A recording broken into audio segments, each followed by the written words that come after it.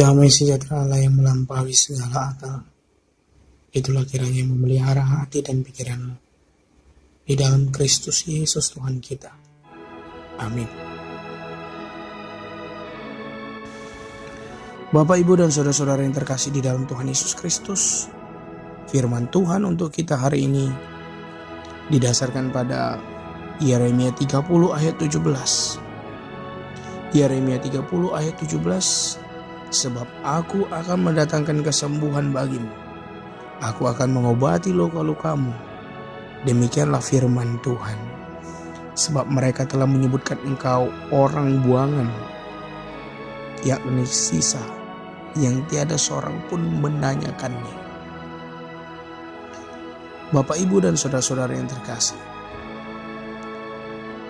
kita mengetahui bahwa segala yang terjadi di dalam hidup kita adalah atas kehendak dan izin Tuhan semata.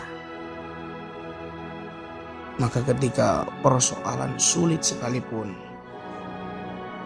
kesepian, kesakitan, penderitaan, penghukuman sekalipun, semuanya itu terjadi sepengetahuan Tuhan, seizin Tuhan. Dan Tuhan membuat dan mengizinkan semuanya itu terjadi semata-mata untuk kebaikan kita. Sebagaimana yang terjadi pada orang-orang Yehuda yang mengalami pembuangan, yang mengalami penghukuman sebagai bagian dari proses pendisiplinan, sebagai bagian dari proses penyembuhan karakter diri, di mana karakter mereka sebelumnya penuh dosa, penuh kesalahan, meninggalkan Allah. Lalu mereka harus dihukum oleh karena perbuatannya, oleh karena pilihannya sendiri. Maka sebenarnya Bapak, Ibu, dan saudara-saudara yang terkasih, sakit yang ada di diri kita bukan dari Allah, tetapi buah dari perbuatan kita, atau bahkan mungkin dari si jahat. Tuhan tidak pernah mendatangkan sesuatu yang buruk ke dalam diri kita. Mungkin Ia mengizinkan sesuatu yang buruk itu terjadi untuk membuat kita berproses, tetapi Tuhan tidak mendatangkan keburukan untuk kita, sekalipun itu kita anggap buruk. Sebagaimana yang terjadi di dalam diri orang-orang Yehuda ini yang mereka terbuang ke Babel, oleh karena sebab akibat dari perbuatan mereka sendiri. Lalu Tuhan harus mendisiplinkan mereka.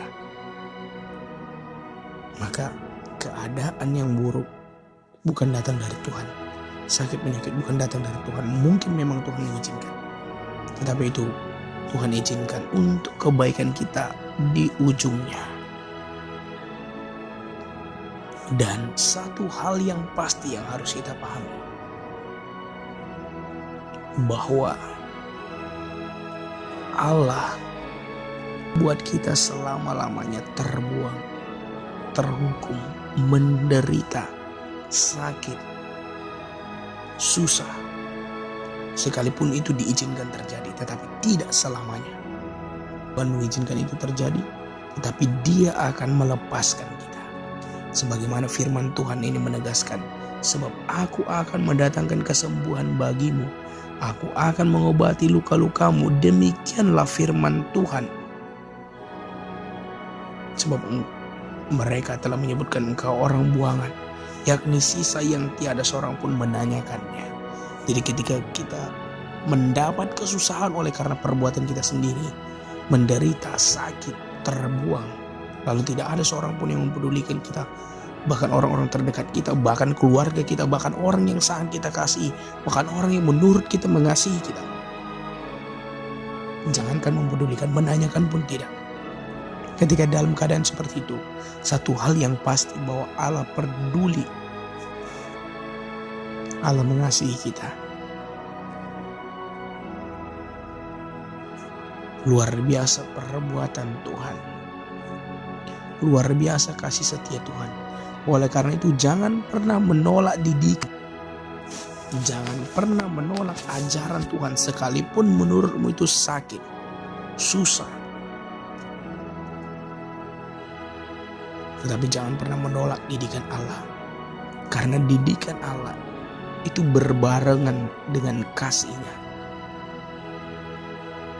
Didikan itu sekalipun sakit menurut kita mendatangkan kebaikan nantinya di bagi hidup kita.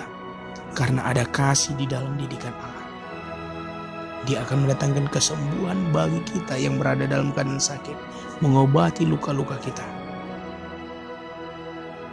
Dan ketika tidak ada orang yang peduli, Tuhan peduli kepada kita. Maka apapun keadaanmu, Bapak, Ibu, dan saudara-saudara, mungkin keadaanmu sekarang sedang sakit. Ingatlah bahwa Tuhan akan mendatangkan kesembuhan bagimu. Jika keadaanmu sekarang dalam keadaan menderita, ingatlah bahwa Tuhan akan melepaskan engkau dari penderitaan itu.